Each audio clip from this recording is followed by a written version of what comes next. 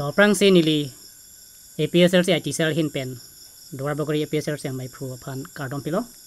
นิลีนอนังลีพันการยูปอนเจียบังเกอิสกรูปุถะกัลลัม LPL ลงละส่วนสิการเบียร์ลัมเป็นปุดดามังกิตุนเกดังอดิมละบังโซสกิมเกcouncil เป็นกิปิโดนั่นสิ2003นิงกัน2023นิงกันบังเกสารละส่วนสิอาลงที่นั่นที่ชาวโรมันทับพาโลสิละบังโซไอสกิมพานาเมนเกิดดัมเก RIDF พอลแต่สิละ constituency ก็รัดทรกการเบียงลงดู constituency ก็รัดทรกอังบงเป็นดัดดวาร์บากุริยาบังเกเพรกดักฮัลโหล constituency ก็รัดพอบังเก SMC ตุมซีเด้งดุนโล SMC committee ตุมซีฮัลโหลบังโซเกตุงดังไอเฮมสิตามีfunding nangali mate la bang so ice cream nangali ke claim pon lo setamira dag duar baguria bang ke party si claim rong SMC committee tumo phan pari deng long de jola bang so puthak kata lip dam na pen kelang dam mate angka gra penga chidi du na bang nili ajulong lo la pen a hok ta hok duar baguria bang ke party si palu rong lo SMC committee tum phan pipeda dori deng asela bang so puthak nili nangkar jupon je bangke klardak pen nangli than pon tha labang so putha kalam nangli kachini dam an pen nangli kardin long pen la se dak duar baguri ke education ni em ke richard tok bilo la se alangli labang so RIDF pu labang so SMC committee tum han pipida sa alangli cherai det labang so putha nangli hin pen ton se duar baguri peser se mai pu pen kopilo nangli ke jong don je तो चलो नंगले लासो बियोटा मते lasso lump थे नंका रियोपल सेतमे निलेना फन फ्रांस से कार्डोम पिलो लापेन के निले हिन पेन सेतमे लासो बियोटा कार्डिलोंग के हफ्ताय से अपना निले दिलोंग लो दुआर बागरी हा दे हुरी पेन बागरी तक सेतमे निले लासो बियोटा दिलोंग लो नसे कार्बियांग लोंग लोंग बैंके तोकलांग के पाफित पिकला तोकलांग पाफित पिकलांग नसे इलितोम तोकलांग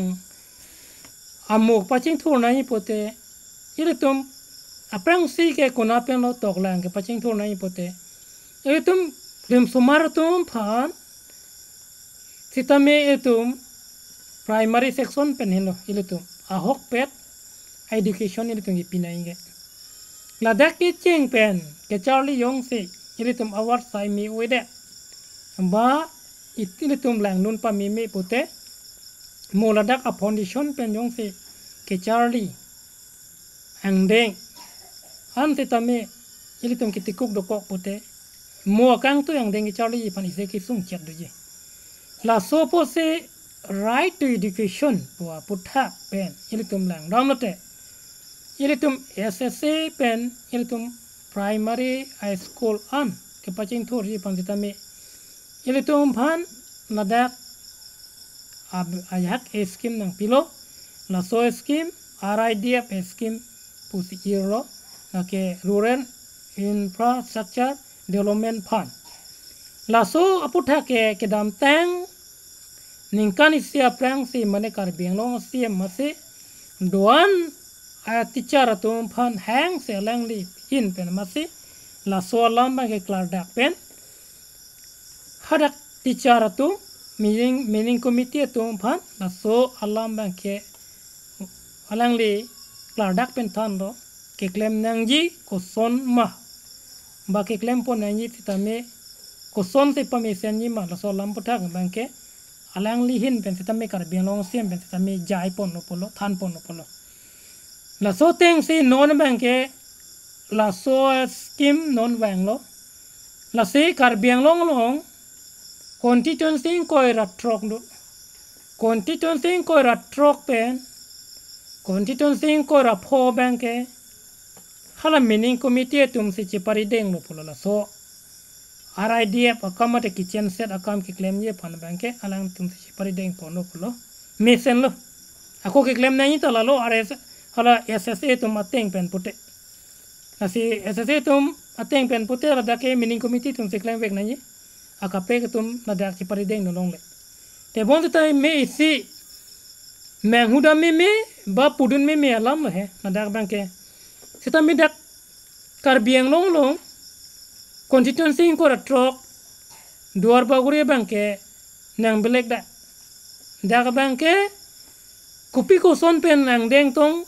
Karbi Anglong Autonomous Council Karbi Anglong along la education yem kupi ko son pen tong ke matha dam lo ne la bangke non abangke meaning committee tom phan bangke ke paklem ya war sai pitu de hala party long ke claim atum pha BJP long ke claim dun hala hai alidar so tom phat balidar tom phan se non ke paklem je phan la so awar sai bang thoro la se education hin yong si permission na ni pote ilitum hala constituency ko ratrok kalong ko son se ke claim ma hala so ateng angri insi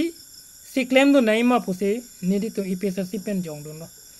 athema molada ke claim ke damalo la teacher tum amukha mola so udel lo pote la tum ke claim ke dam kasik sak thei pe ye athema non man ke lang tum party ke pathe rong joi ne balang li tum party phan alang li tum haso BJP long ke pa claim je phan isi jakong ki PG phan tonglang tong ke matha ne pine la so akichen set amukha ana bang ke non BJP long ke claim do na tum pan sipila la se Karbi Anglong long hala constituency ko ra pho tum ne ke meaning committee tum se chipari deng tang de la dak duar bori long pipo se chipari deng long de la ke education yem tong ke chok chema man te inut bani dak duar bori long BJP long ke claim song ja tum tong ke chok che balang li tum ali che non ji phan ma la se nili chuni ri ji bang ke la lo Karbi Anglong CM ti tame jase mena bang ke na dak duar bori long la son ke claim po bang ke aleng li si tame Karbi Anglong CM ti tame na dak na chilang do nai pusi nili tum chuni ri athe mala ke party lam ave nir tum party pen sinanga jong don polam tagali pen aku nili tum alli chuan don phan tagali la sinil tum bang ke hok per bang ke pinil hai ke claim mesen bote kopi koma phan oli la ke tum Karbi Anglong rat sa li longi APSC sa li longi Congress sa li longi SCC sa li longi BJP sa li longi phan gali la ke tum ke charlie mumar to mokha ba master tum asil hai bang ke alang li tum bang ke isi mesen ang the kilong pon po la selang li tum master to phan la hai harassment pidun de la party ke claim tum pini especially ne li jong nam nang ko po duar bagori long education ye ma pha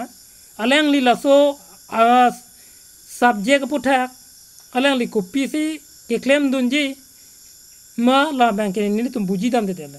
la sila so kisen chat ke litum hala meaning committee pan hudai vet me sen ni athemala dak belek atum political leader tum pan paklem rong putte alang litum mo exactly la so expenditure mo kha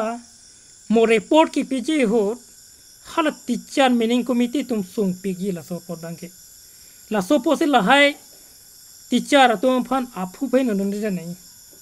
la se ni li ki puji bangke Karbi Anglong lo la dak hala CM bentong la dak na papek wong ma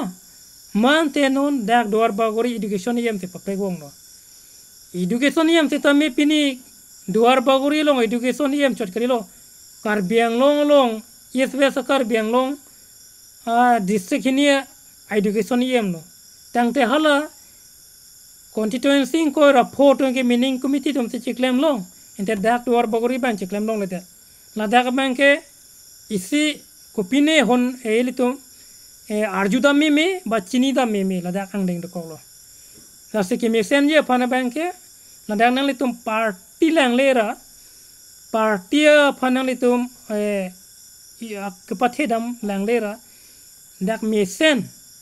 ke pa claim long je mo ke wang yan se tame la dak lam ki lam phong ka bide je pan bang ke meaning committee tum pan hudai vet ke meji posini tum IPSC tem bana choni ri don lo la pen ke la son yong se ke claim pote mo ki wang jilang an se tame la son ili tum duar bogori lo ma ke nong nam de ko ye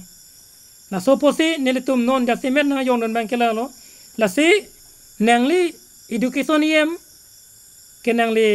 lahai kenangli kelang don nang bang kenangli si nangli daito do nangli sirix to lo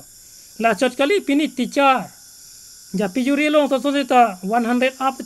student do pulo na dak sita me single teacher na dak ta teacher nang toy nai polo sita me da sang toy tede na si problem ben dak ta teacher nang toy ji pang sita me ne tu na chuning di lo la pena srom long so sita me 300 student do pulo dak sita me master ave mane dak ta single master la si dak la hai sita me student do di master ke toy donji sita me la ke nele tum rong aso tum nang than te nang pupele te me nang li education yem bang se chini nang ye bang lo se ta me non bang ke la hai student tum along pen ke than dam ke pachitang uni te ta me pinanga na master tum ke sak do lo la se la hai long se ta me teacher tum an te ta me ki philam ya mi pan nele tum EPS se pen chunung ri lo la pen ke la non ki chen set se ta me la arai de afana bang ke a hok pet pen kopi se hadak a circular ke bang ma la so teng circular teng pencil dak 26 nong duar baguri episode 26 nong duar baguri la primary high school doan long seta me paklem te messenger athe mane tum tarjulong lo deihuri kohora baguri gute dane tum arjulong lo la dak meaning committee tum bang chapari deng long le dak la tum pan authority people posene tum arjulong lo la senang education IM pe hoi pe lenang le la finalize ra hala condition sing ko ra pholong ki claim to sonma hala so teng pa claim si meji athima party tum se pa claim bote lage kumani bank la so tangka chodet po kumani la bank la so tangka misuse det po ente abarden ke wang ji bank kumalo responsibility wang bang malo meaning committee tum panse mo bank hala government tum bank audit wang ji hala party tum long le audit ke dam ni gali na so pose la master tum pan meaning committee tum pan headache pinang ne pusini litum duar baguri episode tum pen kana chuning ri dalo pen ke messenger pan sinang lita mathap kon po education em ta pusini tum chinang chuning ri the lan se lam nang than thek chalo kado